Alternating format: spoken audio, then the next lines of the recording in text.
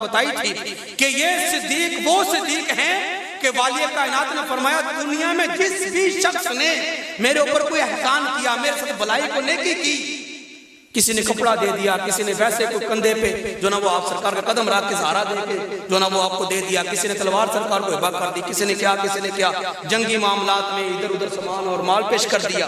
فرمایا جس نے بھی میرے اوپر کوئی احسان کیا، عبداللہ بن ابی نے سرکار کو قمیض دی تھی ایک جنگ کے موقع پہ، سرکار کو اوپر قمیض نہیں تھی، اس نے اپنی قمیض اتار کے دے دی، اس منافق کا احسان تھا، سرکار نے منافق کا احسان بھی نہیں رکھا۔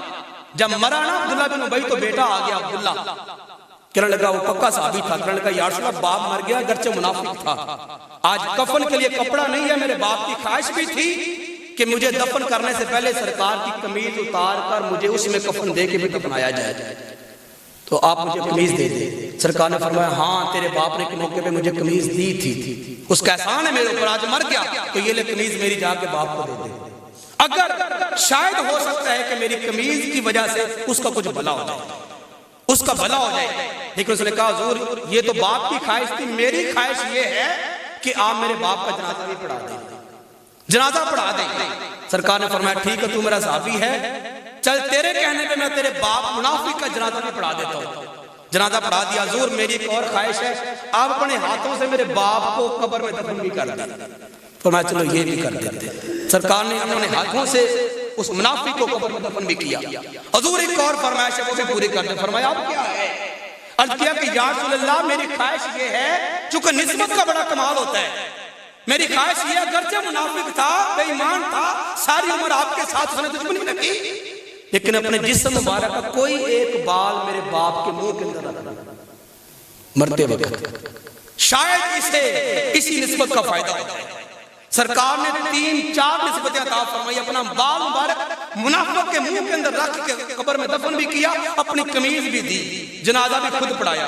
وہ الگ بات ہے کہ جب جنازہ پڑھا کے سرکار گھر آ گئے، جبریل بھی ساتھ ہی آ گئے، کہتے ہیں یا رسول اللہ، رب فرماتا ہے کہ خبردار ایسا بندہ جس کی منافقت، جس کا کفر آپ کو پتا ہے کہ بندہ کافر مرا ہے اور بندہ منافقت کے اوپر مرا ہے، اس کا تو پڑھا دیا ہم نے، آپ کو کچھ نہیں کہا، خبردار آئندہ کسی منافق اور کافر کا جنازہ نہیں پڑھانا، لا تصلی علیہ احدا، کبھی ایسے بندے کا جنازہ نہیں پڑھنا، اگرچہ کتنا بھی بڑا وہ بندہ تھا، نسبتیں اس کو کتنی بھی مل گئی، لیکن نسبتیں فائدہ بھی تب دیتی ہیں جب دل کے اندر ایمان ہو۔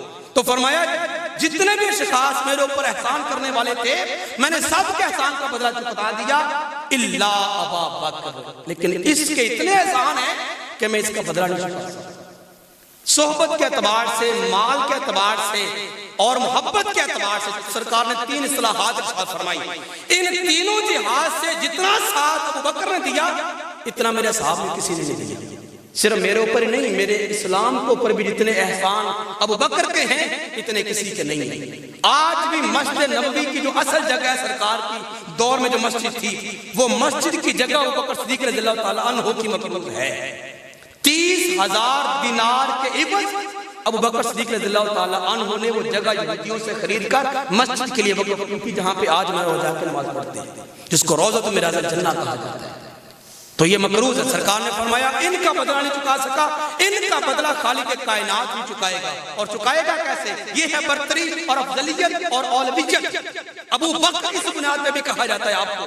فرمایا میدان حشر میں جب سارے انسان خالق کائنات کی بارگاہ میں کھڑے ہوں گے، سب سے پہلے ندا دی جائے گی اینا ابا بکر، ابو بکر کہاں پہ ہے؟